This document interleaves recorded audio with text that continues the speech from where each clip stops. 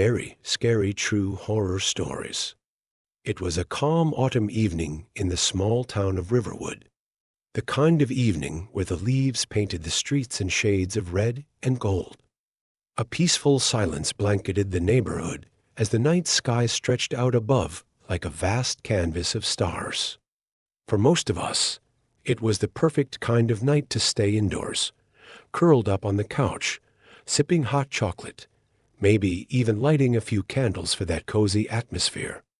But for me, that night would change everything.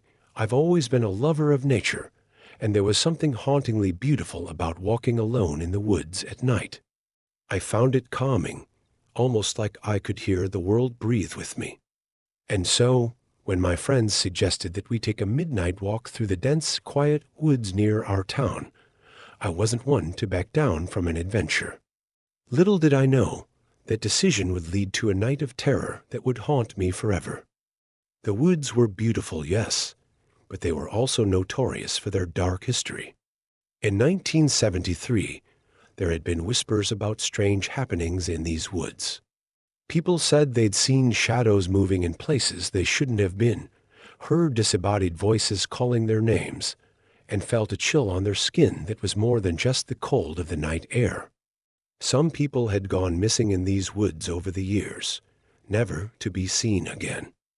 But in the daytime, it was just a beautiful natural park, peaceful and serene. At night, however, it was a different story. We set out at around 11:30 p.m., walking through the overgrown paths, laughing and joking, trying to shake off the unnerving quiet that surrounded us. The air felt heavier out there, and with every step, I could feel the weight of the trees towering over us, their branches creaking like the groans of some old, forgotten soul.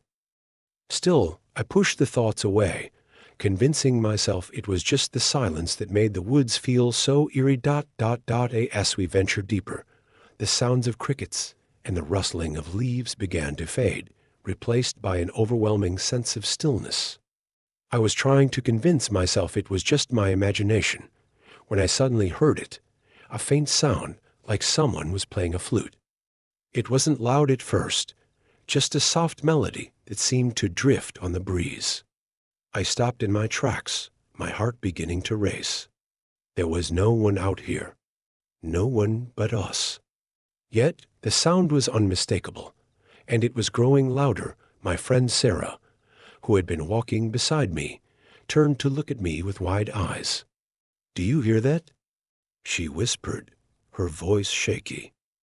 I don't know," I stammered, my throat dry. "It sounds like a flute?" The melody continued to echo through the trees, hauntingly beautiful, but utterly unsettling. It was impossible to tell where it was coming from. It didn't seem to have a direction, and yet it was everywhere around us, closing in with every passing second. Suddenly, Sarah's face went pale. It's getting closer," she said, barely able to whisper the words. I could see her trembling, and I felt a cold sweat breaking out on my own skin. I tried to reason with myself, telling myself that it was just someone else out there, maybe a late-night wanderer or someone playing an instrument to pass the time. But the further we walked, the louder the flute grew, until it was no longer just a melody. It was an eerie, ghostly tune that seemed to call to us, beckoning us into the woods deeper.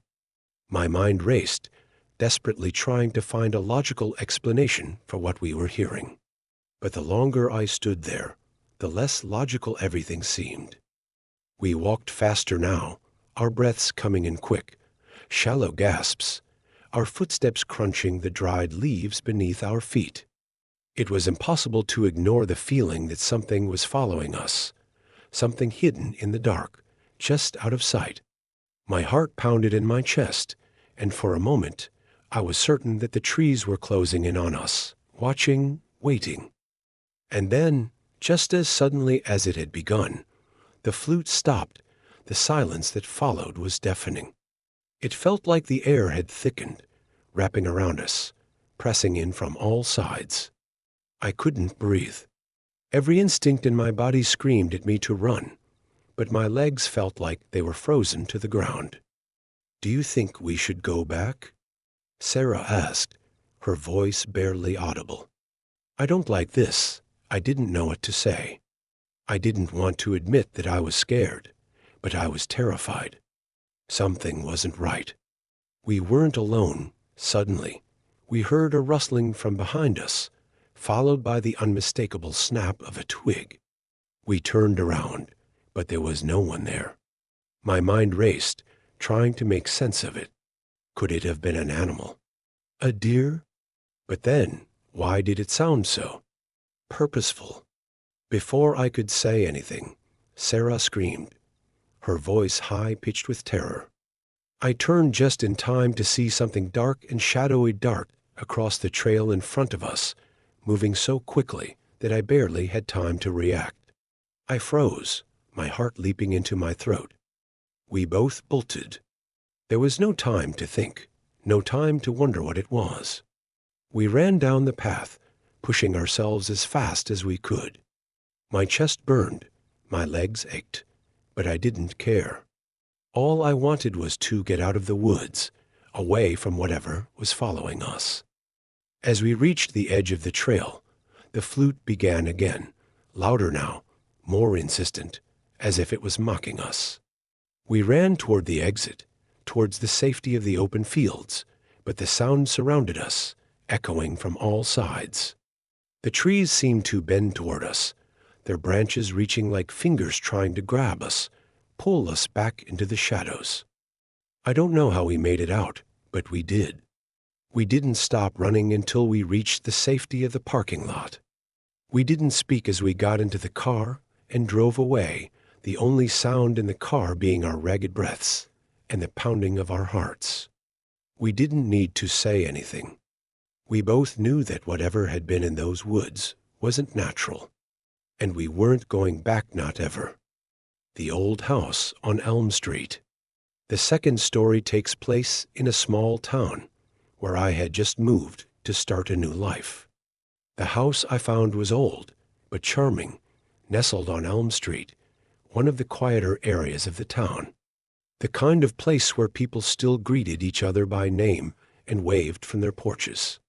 But there was something about the house that didn't sit right with me. Maybe it was the old, cracked windows or the way the wind seemed to whistle through the cracks in the walls. Or maybe it was the stories the neighbors told about how the house had been abandoned for years before I moved in. The house had always been a bit of a mystery to the locals. They said it had once belonged to a wealthy family, but tragedy struck when their daughter went missing one summer night. The family had left shortly after, never to be heard from again.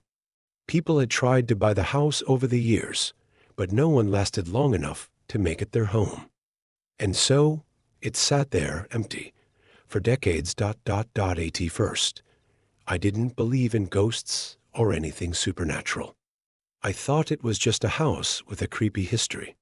But after a few weeks of living there, I began to feel like I wasn't alone. It started with little things, scratching noises in the walls, lights flickering when no one was around, and the feeling that someone was watching me. I tried to dismiss it, but one night, while I was unpacking in the basement, I found something that made my blood run cold behind a stack of old boxes. I discovered a dusty, leather-bound journal. The pages were yellowed with age, and the handwriting was barely legible, but the words that stood out were chilling. She never left. She's still here. Waiting, I felt a shiver crawl down my spine as I read the last entry, dated nearly 50 years ago. It was as if the journal was warning me, telling me that the house hadn't been empty after all, that something had been waiting all this time, waiting for someone like me to move in. That night, I didn't sleep. I couldn't.